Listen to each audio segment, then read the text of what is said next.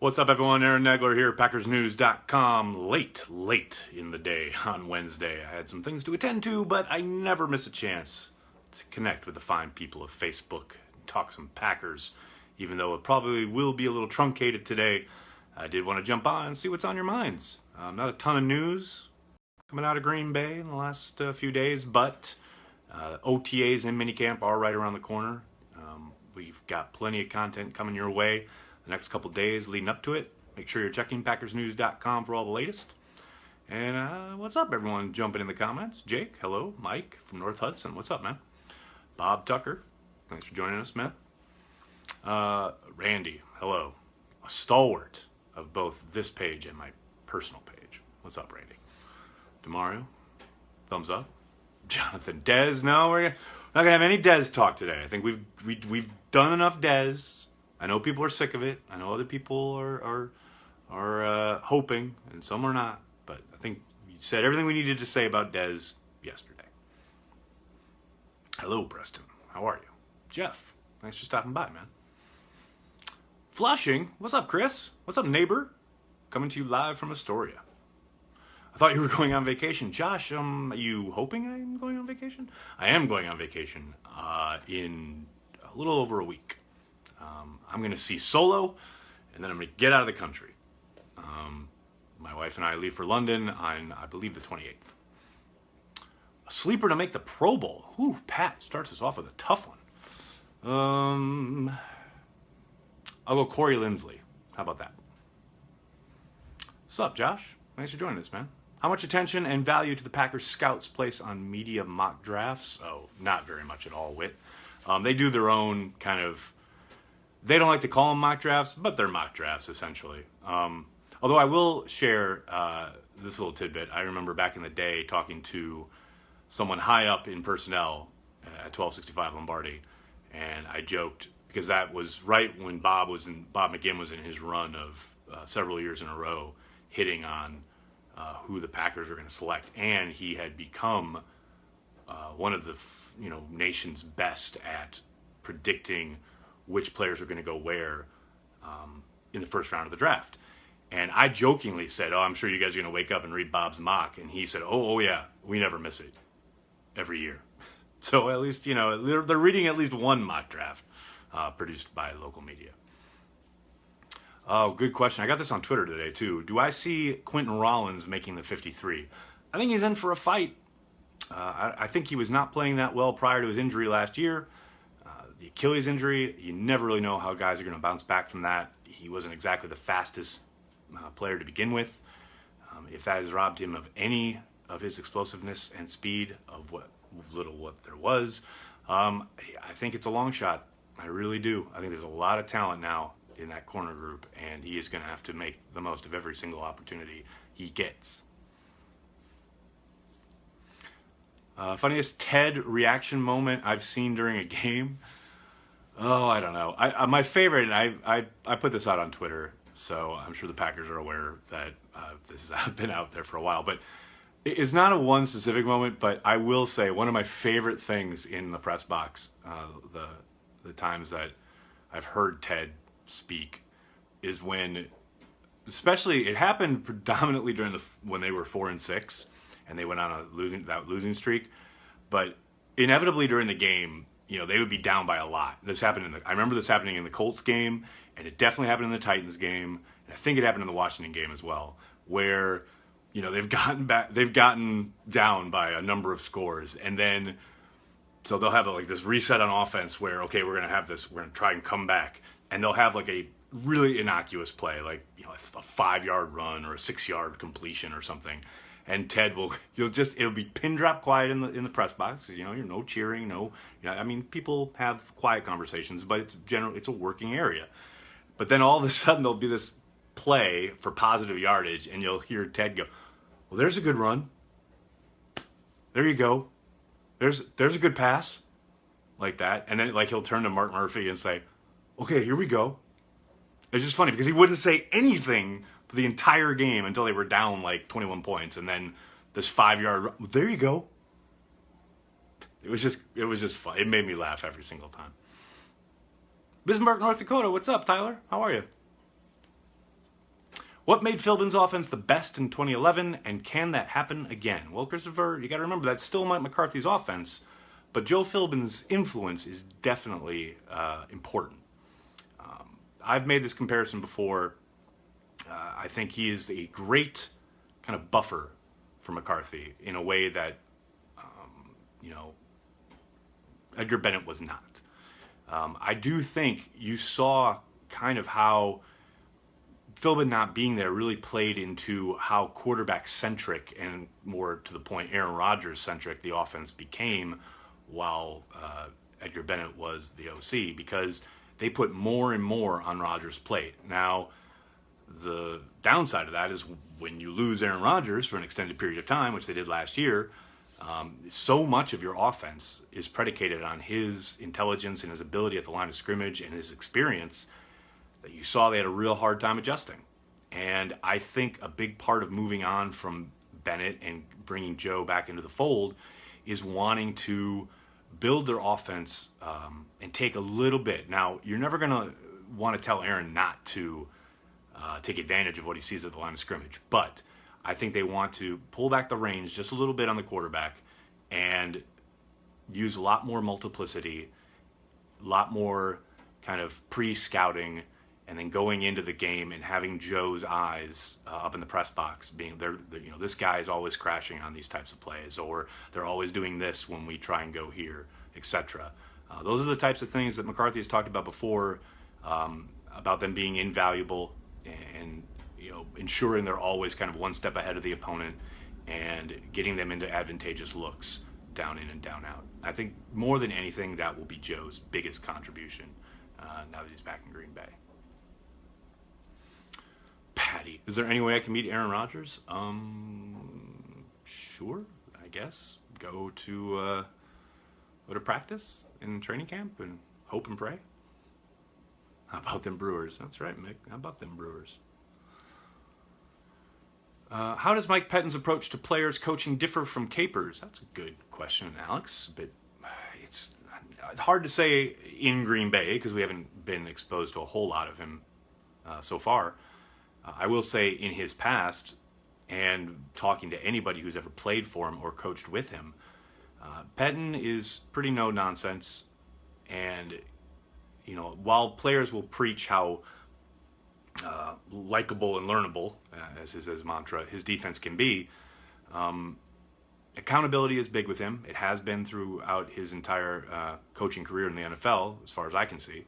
I do think there is something to the things that HaHa Clinton-Dix and Demarius Randall were talking about at the end of the year last year, where you saw people making continuous mistakes and being thrown back out there.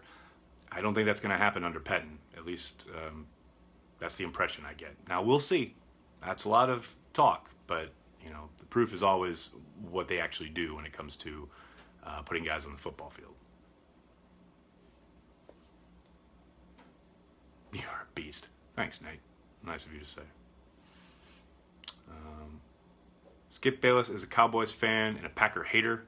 My cousin checking in with the truth right here. You are correct, Brian Nagler. I miss the crooked lampshade in the background. Well, yeah, it's still over there, but I got a different setup, different angle. Riley, I just talked about Quentin Rollins at the beginning of the video. Make sure you check that out. Blake Martinez leads the team in sacks. What do you think? Doubtful. I think, obviously, he'll be given a little bit more, a few more green lights to go get the quarterback. Something he wasn't asked to do a whole heck of a lot under Capers. But I'd be surprised. But you never know. I mean, heck, you look at their roster right now, and the obvious candidates are Clay Matthews and Nick Perry, but we've seen their struggles getting to the quarterback on a regular basis, so why not Martinez?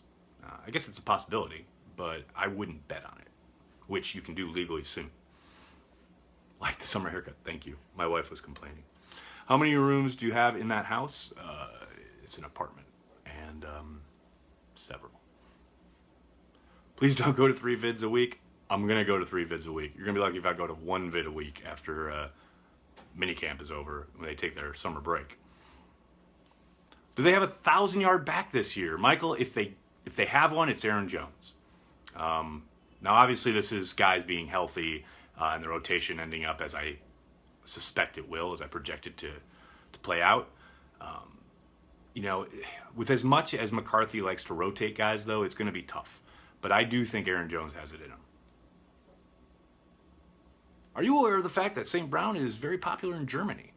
I know he has traveled a lot, and I know he has a fan base worldwide. That doesn't surprise me, given his background. Vince Beagle, over under 5 sacks. Give me the over. You need a backdrop. You know, Todd, that's a long story why I don't have a backdrop. Which veterans could be cut to make room for all these rookies? Well, look, Quentin Rollins we've been talking about. I think he's an obvious candidate. I think Trevor Davis is another one. I think Jake Ryan. Those are the 3 that kind of leap to mind. As a rookie, was Kevin King good? Wow, that's a direct question. He had a promising year, I'll say. I thought he played well in spurts, but I think he also struggled at times. It's hard to get a good read on just exactly how injured he was throughout the season. We know he was dealing with his shoulder throughout the year, how much that was affecting his play. But I will say, you know, once you step in between those white lines, you are judged accordingly. And from what I can tell on tape, I think, I think he acquitted himself well. I think you see the promise there. You see what they saw in him when they selected him.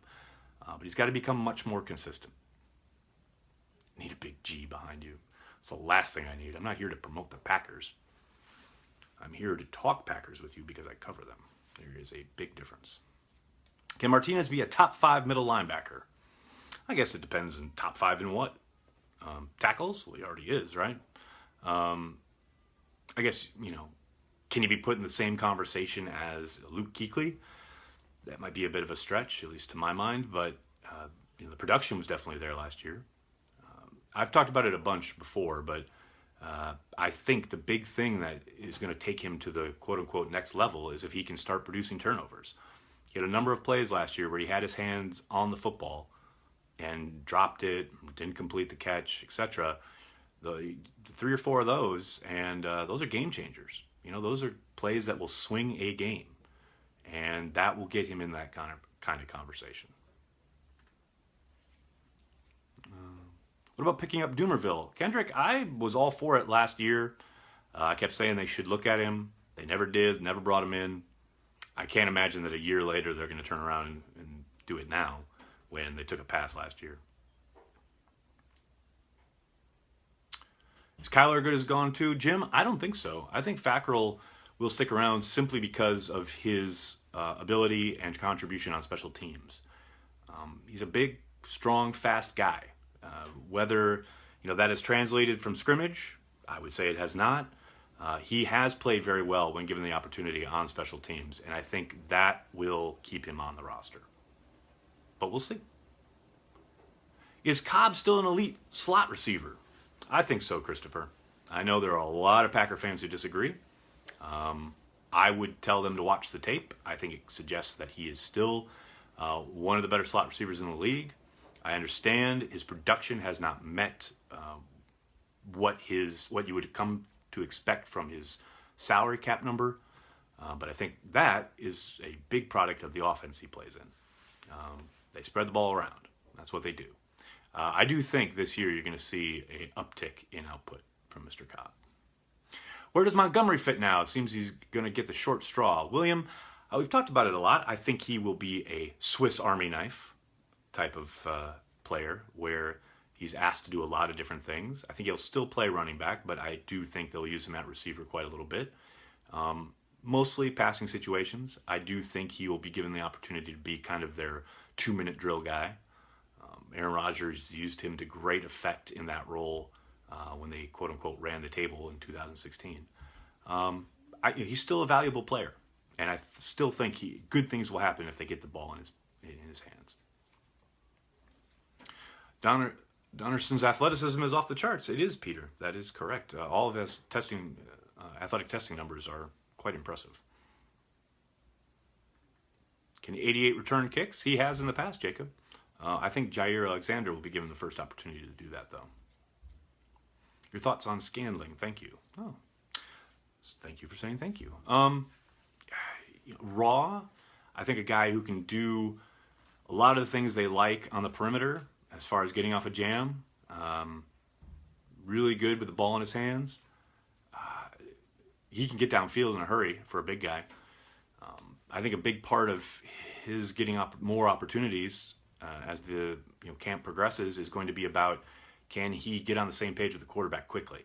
Can he read coverages on the fly and the option routes and know where to take his route? When he sees cover 3 or he sees cover 2, will he know when to break down a hole in the zone? Things of that nature.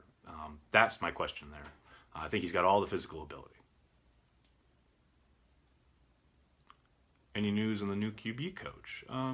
Nothing yet, William, but I know one of my colleagues will be writing on him in the upcoming week, so make sure you check that out at packersnews.com. James, Jackson will shine over Alexander? I don't know about that. I think Alexander will be given every opportunity to play right away, especially with his ability in the slot. Will you watch the World Cup? Peter, will I? I will watch every match possible. There is nothing better than a World Cup match on a summer afternoon. A little bit of day drinking, watching England lose. It's going to be great. Why is everyone already slotting Jackson over Alexander as cornerback 2? I have no idea. Do you think Aaron will still roll outside the pocket or change up his play calling? I think Aaron Rodgers will not change much when it comes to how he plays the game of football. I understand the reticence of wanting to keep him in the pocket, but look, that's his game. Does he have to be a little bit more conscientious about getting rid of the football maybe a bit earlier? Probably, but I don't think he's going to stop escaping the pocket and making things happen. That's who he is. Rashi is the new QB coach. I like it. Will Kevin King lose the starting job? Well, Ward, it's definitely up for grabs. He's got to fight to earn it. Just because he's the, guy who started last year doesn't mean he's the guy who starts this year unless he proves he's got a handle on that job. He's got to beat out not only Josh Jackson, Devon House, Lindsey Pipkins. All these guys are going to be vying for that spot, I would assume, across from Tramon Williams. Any chance the Packers add a sports betting venue to the area? Kyle, you got to think it's in the cards, right? I mean, I think a lot will depend on what Wisconsin does with the federal regulation that is sure to come down the board here. But, that's what Titletown's about, right? Adding revenue streams, and this would certainly seem to be an opportunity for a pretty lucrative one. Which Packer would be the best at soccer? Mason Crosby. Can Rodgers play at 40, playing the way he does? That's the big question. Can he continue to keep his legs sprightly? It's one thing for Brady to play as long as he has and as well as he has because he does most of his damage from the pocket. Rodgers being a guy who does like to take off and make a lot of the big plays that he makes outside the pocket, you do wonder about it. Now that said, when he was forced to play in the pocket because of his various injuries, specifically thinking back to the Dallas playoff game or the Seahawks game a couple years ago where he hurt himself early on. He had the big, huge play on the third play of the game to Adams where he hurt himself. He had to play the rest of that game injured. Those types of games, he's shown an ability to play from the pocket in a way that, it's not your normal Aaron Rodgers type of play. So as long as he continues to stay in shape, keep his body in the best shape possible, I think he can adjust his game enough where he'll still be playing at a high level, age 40 plus. Why is Cleveland signing all of our players? Mostly because Elliott Wolf and Alonzo Highsmith went over there. That's pretty simple. What's the most tense you've ever seen it in the locker room? Tim, because I live in New York, I'm not in the locker room as much as, obviously a lot of the other guys who cover the team. I've never really seen it. It's nothing like, I've been in the locker room in Dallas, in Cleveland, here in New York, both locker rooms. I've been in some tense situations, but in Green Bay, I've never seen anything that's been, where it's made people kind of side-eye, whatever, what's going to happen kind of thing. Never really seen that in the Packer locker room. Peter, does Rodgers finish with Green Bay? My hunch is yes. But that's just guesswork on my part. All right, everybody, I'm going to have to jump. Thank you so much for joining me. I'm sorry if I couldn't get to your question. Make sure you're here tomorrow. Make sure you're checking PackersNews.com for all the latest. Until then, talk to you guys soon.